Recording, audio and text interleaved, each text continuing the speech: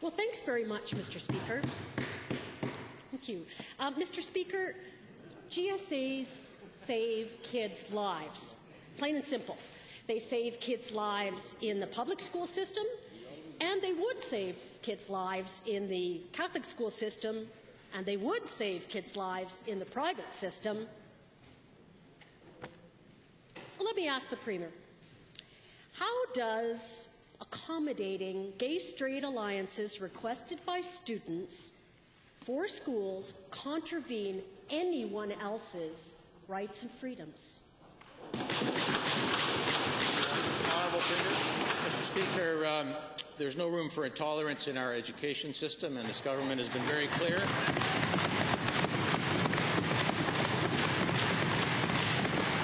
This is a commonly held value, evidently, Mr. Speaker. We wish to promote safe, respectful learning environments for our children. The rights in question involve the rights of our children not to be discriminated against based on their sexual orientation, the rights of parents to have a say in the education of their children, and the rights of school boards who are elected to administer these education systems, Mr. Speaker.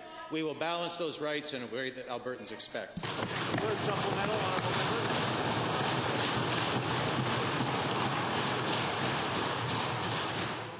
Couldn't seem to answer that. Well, next question to the Premier. Will the Premier be allowing a free vote for his government bill in the same way that he allowed it for Bill 202? Calls for some opinion, Mr. Speaker.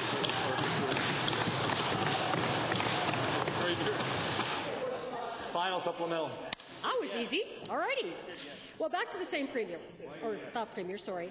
Given that Section 11.1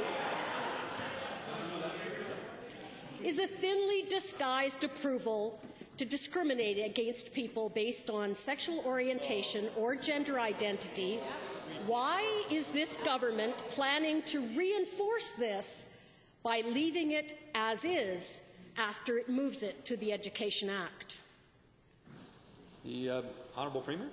Well, Mr. Speaker, I can assure the honourable member she needs only deal with this Premier moving forward. There is no room for intolerance in our education system. We are agreed on that, Mr. Speaker. We need to deal with the rights of parents, the rights of our children, and the constitutionally embedded rights of school boards in this province, Mr. Speaker. That's precisely what we will do.